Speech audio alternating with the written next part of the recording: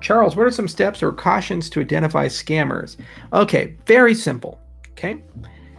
A scammer's job is to convince you of something so that you will give that person money or something of value. Okay. So, first, anytime anyone asks you for something of value or money, skepticism to 11.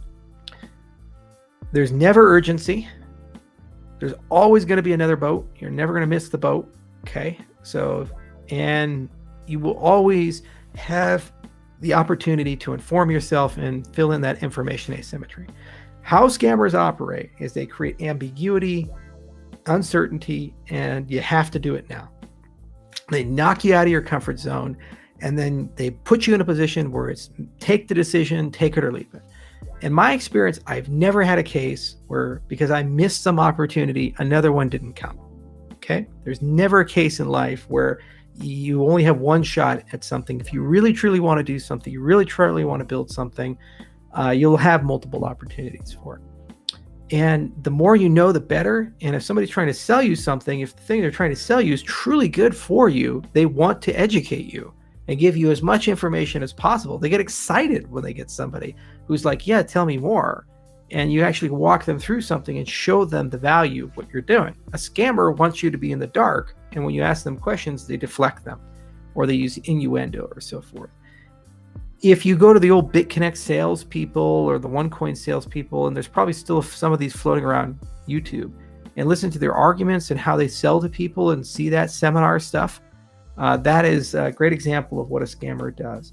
And if it's too good to be true, if they're promising you something like a 10x or 100x or 1000x, just like trading systems, I see all the time. Genius billionaire guy created a trading system, and for only $999, he'll sell you his trading system, and you're guaranteed to get a 15% return per year. Why is he not running a hedge fund then with $50 billion assets under management competing with Renaissance technology? He does that. He's James Simons. He has $20 billion. Why the fuck is he selling it to you for $995? He said, oh, but he wants to make the poor people rich. Okay, well, why is he not giving it to you for free then if he's so wealthy that he has the luxury to do that? Common sense. Okay? And anytime a person makes a claim, the claim should be verifiable. Like, look at Cardano. We said, provably secure. You say, oh, I'm super skeptical. Charles is an evil guy. It's like, okay, all right. Google it.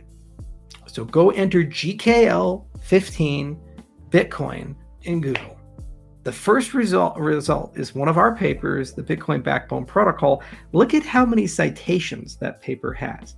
And that paper appeared in Eurocrypt, which is one of the most prestigious conferences. Look at the people who cited that paper. Every single major academic group that does cryptocurrency research has cited that paper as something that they're building on top of or they were inspired from. And that's just one of 60 plus results that we have.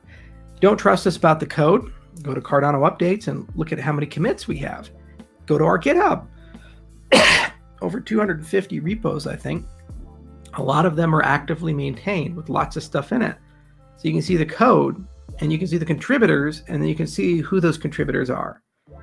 Anything legitimate, whether it be Ethereum or Bitcoin or Ripple, should have that or something like that. A slime trail that you can do diligence yourself and see. And then you can say, okay, there's something here. And you see year after year after year after year of continuity there and consistency there and realizing the vision. Scammers will never have that, ever.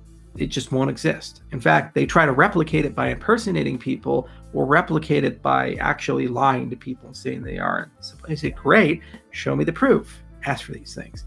And you can see it. Trust but verify. That's what Reagan used to say. So if it's too good to be true, if they try to put an artificial time pressure, if they're taking advantage of your ignorance or lack of knowledge in the space and refuse to provide you legitimate, independent ways of educating yourself, you can't do due diligence on the claims, or you don't understand how to do diligence on the claims, these are all good indicators that you're being scammed and that somebody's trying to scam you. Or perhaps they've been scammed themselves and they're pushing that through. So just walk. You never regret the times that you walked that turned out to be big winners, because you'll always have another one. And if you're a true investor, if you're a true entrepreneur, you'll always have another chance. There was a guy at one point who owned 5% of Apple. He was the decider between Steve Jobs and Steve Wozniak. Had he held on to that 5%, it'd be worth, I think, $20 billion or something like that today. But they asked him, do you have any regrets? He said, nah, not at all. It wasn't for me. Yeah, he's a rich guy. He lives in Vegas. Life is good for him.